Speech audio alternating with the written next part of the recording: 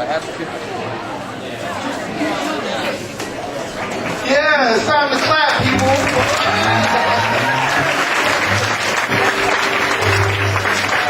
Let's hear it for Desmond Mason, Dominic Sanders, and Tyreek Johnson.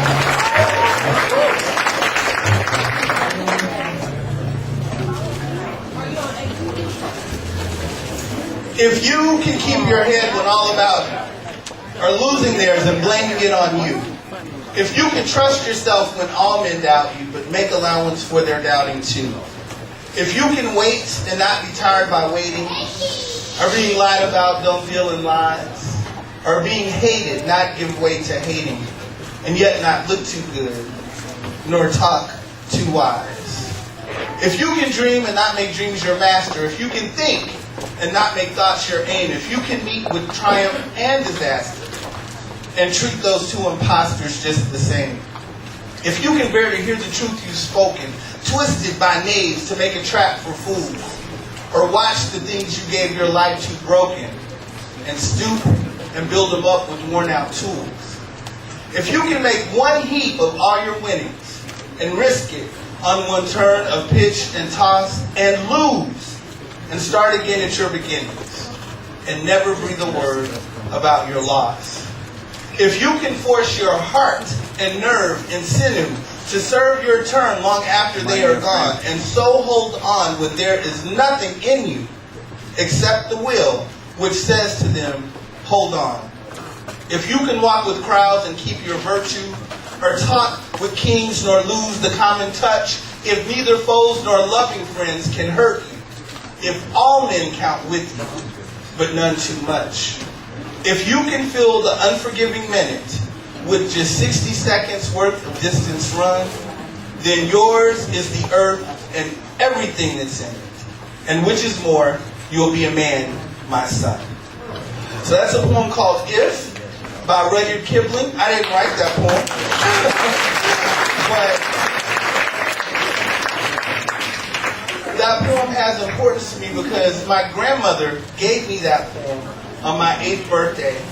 She challenged me to memorize it and told me if I could live out the philosophy expressed in that poem, that I would be a better man for it. At 8 years old, I didn't fully understand all the things that the poem was communicating, but I was very proud of myself in that I had been able to memorize it.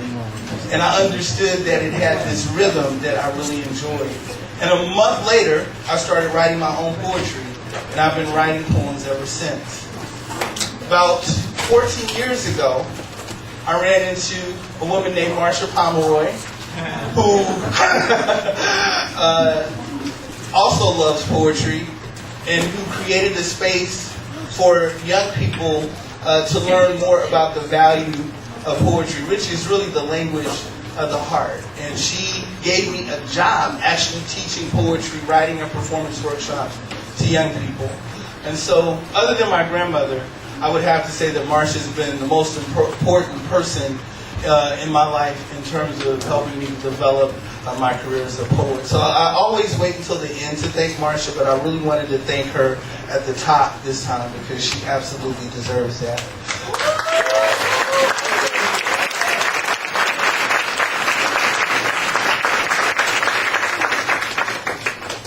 I'll be quite honest with you, most of the students that are a part of Camp Path and Summer Science Academy, a lot of them are really a lot more interested in math and science and that kind of thing. So for them to take a step outside of their comfort zone, to open their hearts and minds up to the process of writing and performing poetry is no small thing. And so I really want to celebrate that. I want to thank you for allowing me the opportunity to work with them. They are an incredible group of young people. I've worked with young people all over the country, and it's very depleting.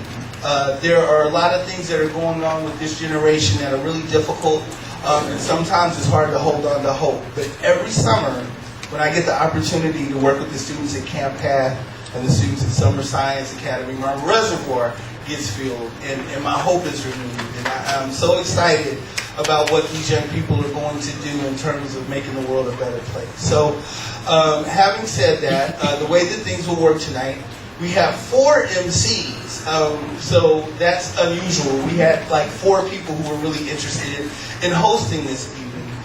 So for the first half of the show, our MCs will be Nicole Jones and Ray Robles.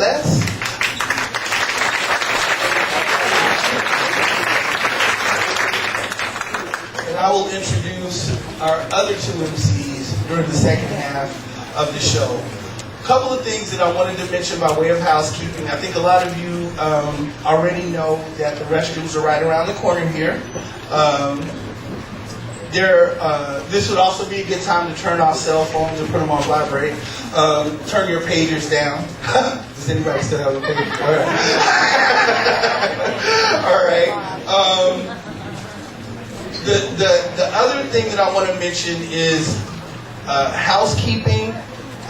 Just at the end of the night, if you would just help us, we'll be kind of posted around that area under the picture or the sculpture. That's a soft sculpture in the likeness of Ella Fitzgerald. We don't have any staff on hand in the evening to help clean up, and then tomorrow is the Blue Room is open. It's one of the nights that there are performances here, so it would really help us a lot if you would just make sure that you throw your trash away when you make your way out. And I think that ought to do it. So are you guys ready to be a great audience? Yeah. I promise you, the better you are as an audience, the better the poetry performance will be. So we really need you to be attentive. If you have little ones with you, to just kind of help nudge them along. I know that it's going to be kind of a long evening, but we definitely want to make sure that every student that graces this stage gets the attention that they deserve, right? Right. All right. So I'm going to shut up now and turn it over to Ray and Nicole. Thank you so much.